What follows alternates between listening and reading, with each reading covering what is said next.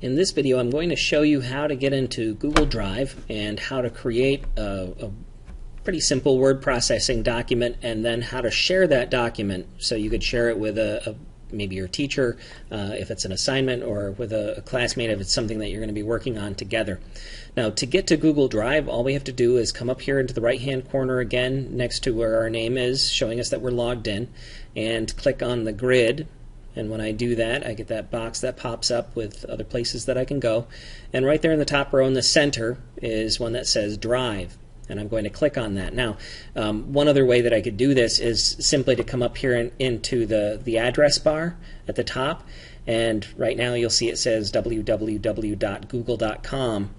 If I put drive.google.com, it would take me right to Drive, and I wouldn't have to do it this way. Same thing with any of the other Google services. But I'm just going to be lazy and just use my mouse.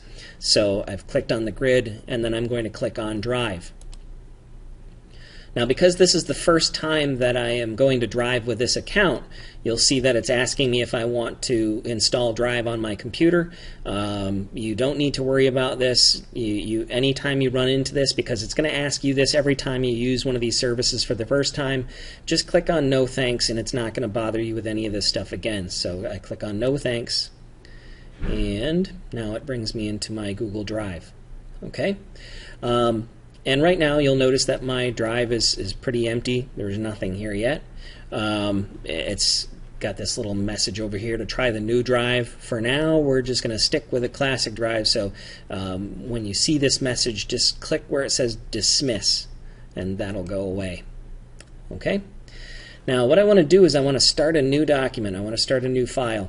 And over here on the left-hand side, under where it says Drive, you'll see a button that says Create. Now, right next to that, and I'll cover this in another video, but right next to that, just to point it out, is a button with a little arrow. Okay, that's to upload a file. So if I already have a Microsoft Word document or a PowerPoint file that I've already made on my computer, or it's saved on my network drive, I can bring that into Drive this way. I can just upload the file and it'll show up in my Drive. But I want to start from scratch in this video, so I'm going to click Create. And when I do that, I get a list of different types of files that I can create. Document is just word processing. Presentation is like the Google version of PowerPoint. Spreadsheet is like Microsoft Excel. Forum is if you wanted to do a survey, so you wanted to ask people questions and get their opinions. Or for teachers, you can use Forum to create a quiz or an assessment. And then drawing, which is pretty self-explanatory. It'll let you draw, and you can share that with other people, and they can add to the drawing, and so on. Okay?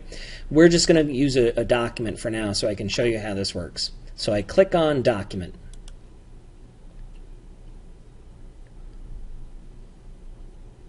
Now, you'll notice that in the tab it's telling me it's opened it up in a new tab in the browser. I have an untitled document. Now, one thing I might want to do right away, just so I don't end up with 20 untitled documents in my Google Drive, is I might want to give this a name, just so the next time I'm trying to find it, it's easier to find in my list of Drive documents.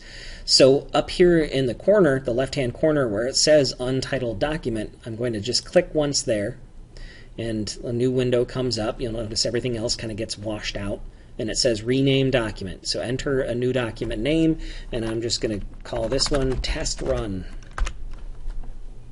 But I can name it whatever I want to name it. So if it's an assignment, if it's a Shakespeare essay or whatever, you can put that name in there.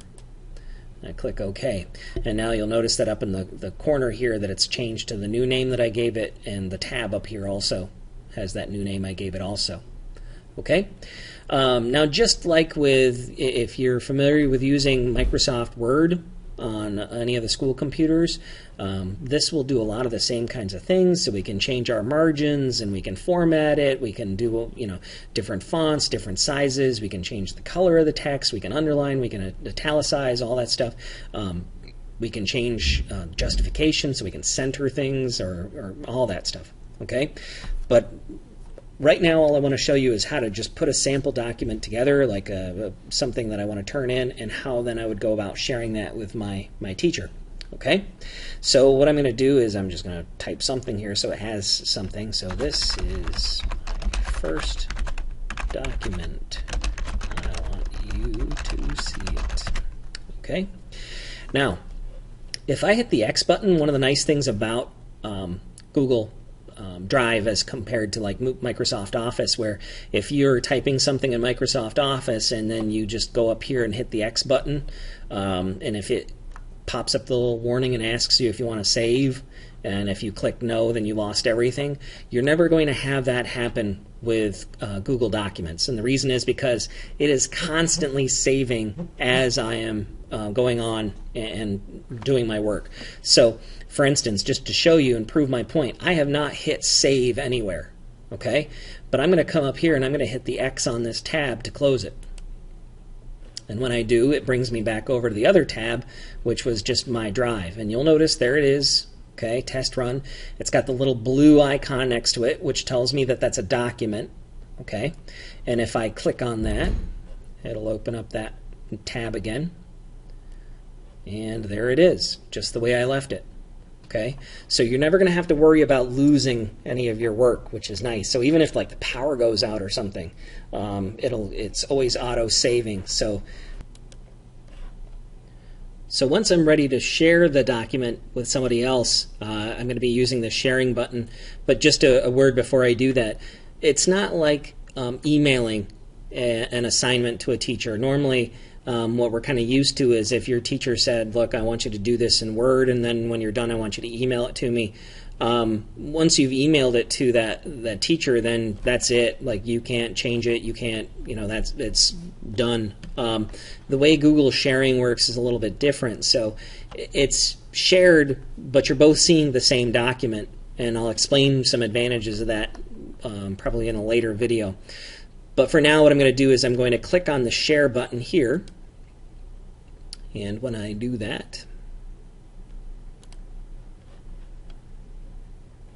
I get this new window that pops up that says sharing settings. Okay, and you'll notice that right now it says who has access, and it says private. Only you can access. So right now and this is that fake account that I created, that primary student account, I'm the only one that can see this document. Nobody else can see this.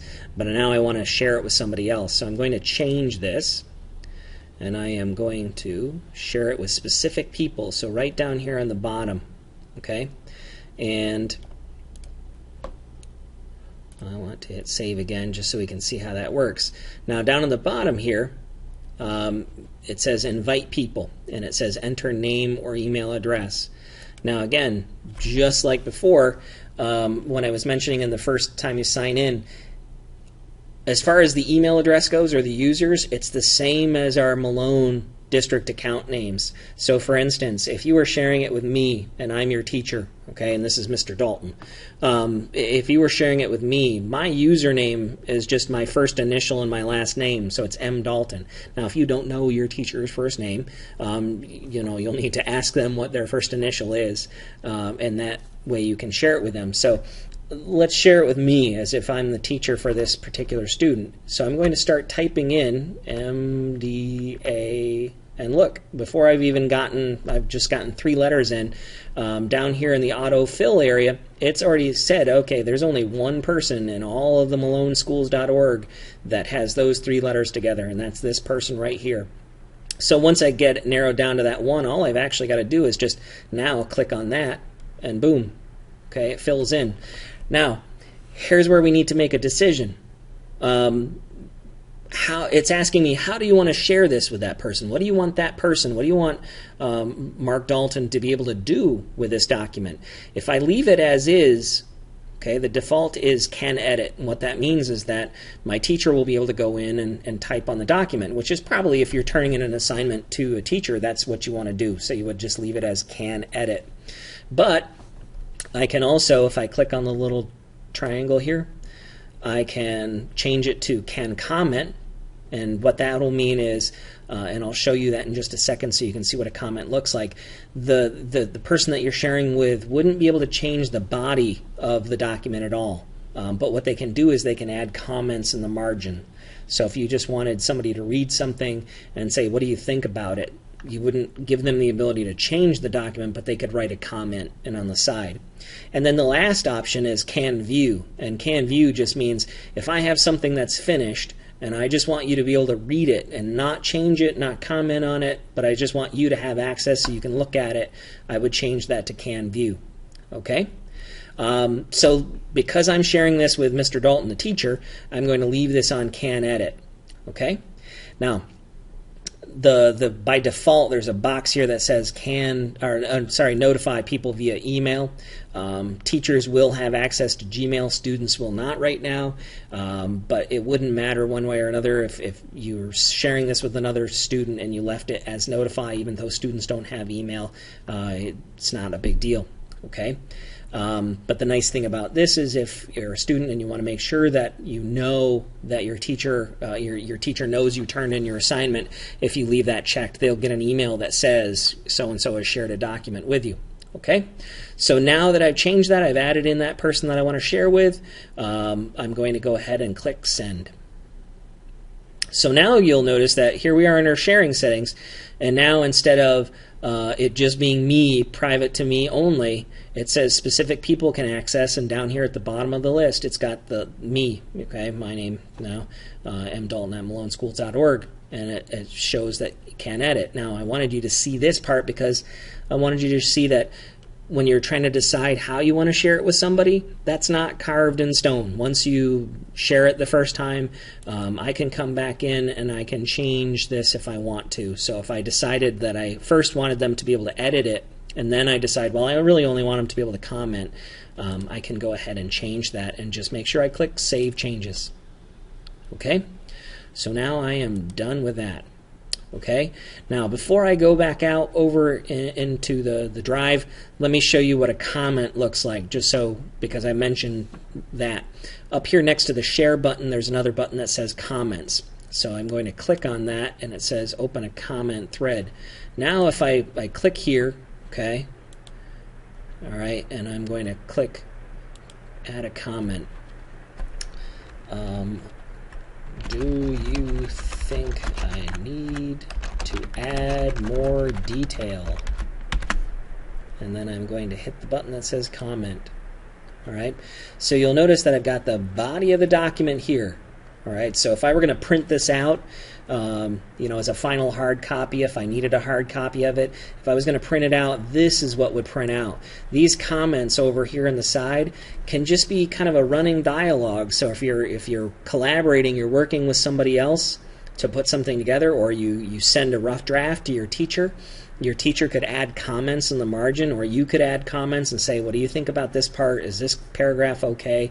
And then your teacher could respond to the comments. So it keeps all of that stuff in the margin over here on the side, but it doesn't really affect the main part over here. The other thing to notice is, let me come over here and let's highlight this, and then let's hit comment, and let's comment again. All right, and you'll notice it's adding a new comment, and this time it's going to tell me that that comment is relating to this part of the sentence. So I could do the same thing like I said a minute ago. If I wanted to get some feedback from my teacher and find out if a paragraph was okay, just highlight the whole paragraph and then hit comment. Okay? All right, so that's it. That's how to create a basic document, how to share it with somebody. I just X'd out of that because, again, remember, I don't have to worry about losing anything. It's already auto-saved. Back over here in my Drive tab, you'll see that I have test run, and now it's telling me that it's shared.